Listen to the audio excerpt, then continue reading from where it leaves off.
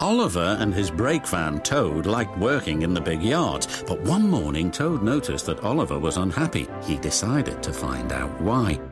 "Excuse me, Mr. Oliver, it seems to me that things are not well with you, if you forgive me for mentioning it." "You're quite right, Toad," replied Oliver. "All I do is shunt these trucks onto the turntable. I long for a nice run. It's what an engine really needs."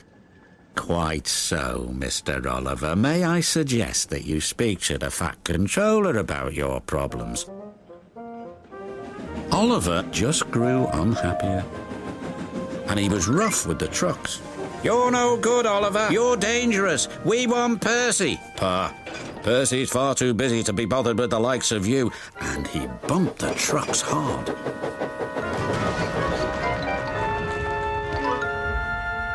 "You silly engine," shouted a workman. "It'll take a long time to repair this turntable, which'll cause confusion and delay." That night, the Fat Controller came to see Oliver in his shed. "Oliver, you have caused confusion. I thought you could control trucks. You shall work the mail train for a while. Maybe the night air will clear your smoke box." "Yes, sir. Sorry, sir," said Oliver sadly. "Cheer up, old chap," said his driver. "The mail train run is a grand run for a fine engine like you." Oliver smiled, but he still felt he'd let everyone down. His driver took them along the coastal run with the mail train. The sea was calm, and the fresh air couldn't help but brighten Oliver's spirits.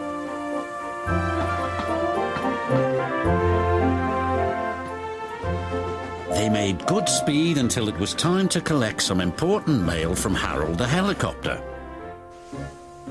"Come on, Harold." They waited and waited. At last, Harold landed. "Sorry I'm late, Great Western. Had a bit of a problem with one of my arms. Kept letting me down when I was meant to be up. You know how it is," said Harold. "We know that we'll be late for our first run," replied Oliver's driver. Soon they were on their way again. Ahead was a red signal light. Oliver didn't realize that the signalman had dozed off waiting for them.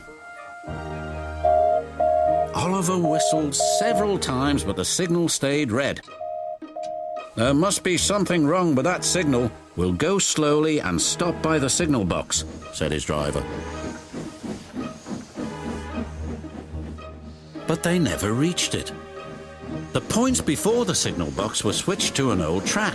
They were going the wrong way. Oliver's fireman was concerned. "We need to find a water tower soon."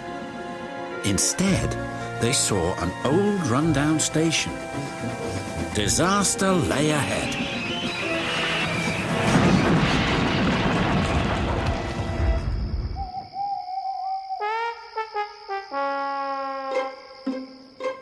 Meanwhile, the Fat Controller was very worried. "Oliver has not returned. We had better send out a search party." Soon he was high in the sky with Harold.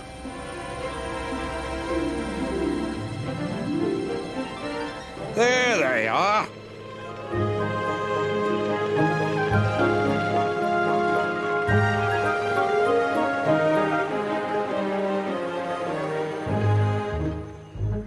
"It wasn't Oliver's fault," sighed the driver. "I'm aware of that. I'm just glad you are all safe." Then he saw something. It was an empty old house beside the station. He went to inspect it.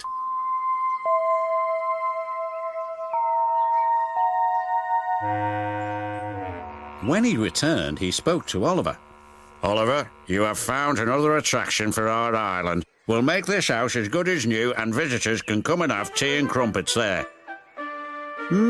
Sighed Oliver happily. Getting lost can be interesting, but being found is much nicer, especially when it makes an engine feel really useful.